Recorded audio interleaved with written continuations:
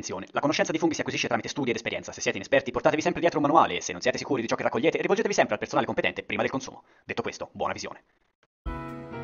La Macrolepiota procera è un fungo che cresce dall'estate all'autunno inoltrato. Il suo habitat è molto variabile, infatti lo possiamo trovare in radure, terreni sassosi, nelle aperture assolate, lungo i sentieri dei boschi di latifoglie e di conifere, ma preferibilmente lo troviamo a pascolo ai margini delle radure. Questo fungo sicuramente è uno dei più appariscenti all'interno del bosco, in quanto il suo cappello ha dimensioni che vanno dai 10 ai 25 ai 40 cm. Al di sotto questa si presenta come biancastra o color nocciola. Questa ha inoltre lamelle fitte, alte, che sono distanti dal gambo. Queste assumono colorazioni bianche o con sfumature rosee, poi giallastre e brune al tocco con l'invecchiamento di questo fungo. La superficie di quest'ultimo è coperta di scaglie brunastre concentriche che sono più fitte al centro e che via via si diradano andando verso il margine.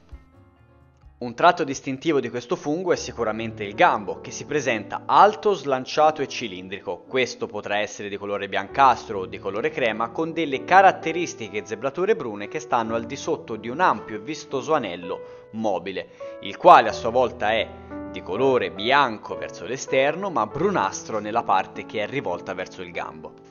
La carne di questo fungo è soffice e tenera per quanto riguarda quella del cappello, mentre quella del gambo risulta essere dura e fibrosa, infatti questo viene tendenzialmente scartato e lasciato lì nel bosco. Ma ci sono alcune regioni nella quale questo gambo viene seccato e poi utilizzato come polvere per aromatizzare le pietanze. È importante sottolineare che tendenzialmente la carne della Macrolepiota procera non presenta viraggio al taglio, se non un tenue viraggio verso un rosa molto pallido.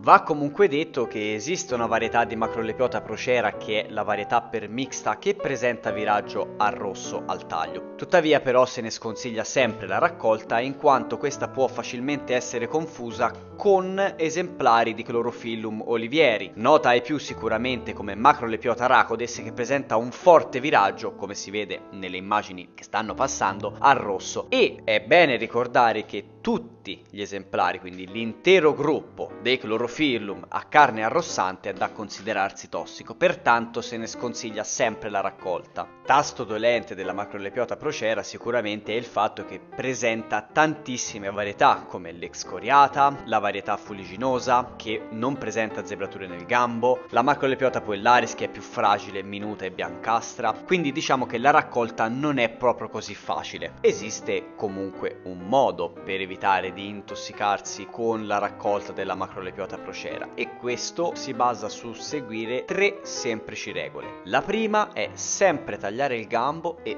vedere se quest'ultimo ha un viraggio. Se ha un viraggio molto acceso, molto probabilmente siete in presenza di un esemplare di Rhacodes. In secondo luogo, sempre controllare che il gambo, come ho fatto vedere all'inizio, abbia delle zebrature, in quanto è caratteristica peculiare della Macrolepiota procera. Terza regola è prendere esemplari che presentino cappelli con dimensioni superiori agli 8-10 cm di diametro. Massimo potrete confondervi per il colore con una Macrolepiota mastoidea, che è comunque un buon commestibile con proprietà organolettiche pari a quelle della procera. Nice.